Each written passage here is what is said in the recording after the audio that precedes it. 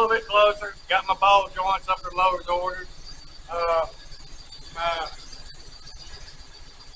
air distribution homemade thingy didn't do too good. Actually, it's been up there over a year. I've got started getting my shock towers in. I ain't the world's prettiest welder, but it's strong. That's what a grinder's for.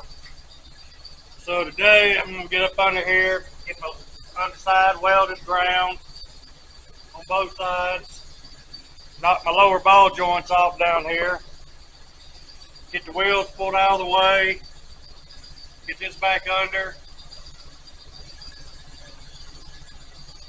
and clean out behind the shop and get the Corvette backed up in here so we can start taking the rear end out of it. But it's coming together. Not as fast as I like, but it is what it is. So I'm not going to bore you with throwing a bunch of sparks. We'll be back with it here in a minute. Thank you.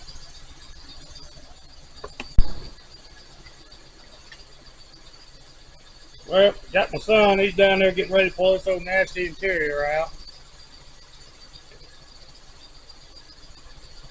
Let him crawl under the car. Heck, he's younger than I am. So, hey, Goldie. Well, overall, though, I am not at all upset with the body. Had some paint flaking off and all. We got down to it. Still got the original lead in the body. There ain't no Bondo that I found yet. The trunk is positively solid, actually, back there, even though I'm going to be cutting a well for a fuel tank. It had a lot of this on it, but up under the trim, but that came from probably a not too great paint job back in the day. I mean, it's ain't nothing. But we got all the trim. All the trim is 99% good. What little bit of damage on the stainless can be straightened out. I've got 2 full sets of bumpers that have been chromed recently in the past. I got a pair of rear bumper wraps. Still got a sun visor that needs a little bit of repair, but that'll be pretty cool too. And let's see what else has been collected on this thing. Oh, watch your step. That's the next thing to do. We've been so busy making a mess, we ain't done no cleaning up. But it's cleaning up time real soon. And they were chrome at one time. Just cool little headlight doors. But I'm going to strip them down. They're still good. They're not bent up. But I'm going to strip them. I'll paint them the color of the car. Make it look like it's actually part of the body. I think it'll be kind of neat. Too much car, not enough shop.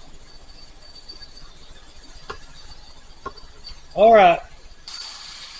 Well, my son was pulling interior out and pulling this old nasty carpet and stuff out. And for the life of people, do not put indoor-outdoor carpet with indoor carpet padding in a car ever. I knew the front floors gonna need work. I got the pans for those. But looks like the back ones are pretty toasty too. So I'll be ordering some back pans.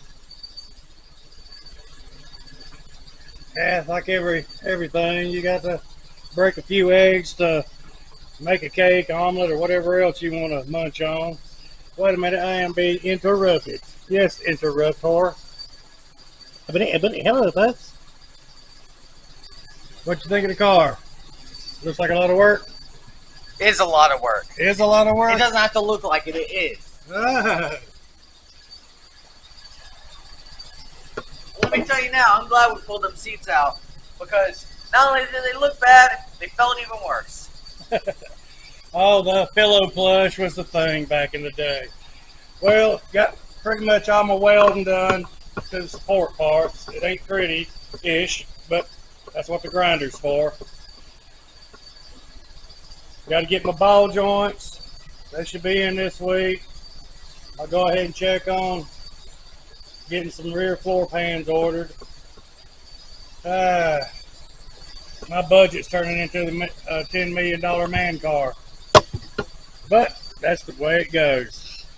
But worst case scenario, if there's something like floor bracing or anything else, once I get up under there good and start cleaning, I got plenty of parts sitting out here. Oh, well, that's about it for this episode of As the Wheels Turn.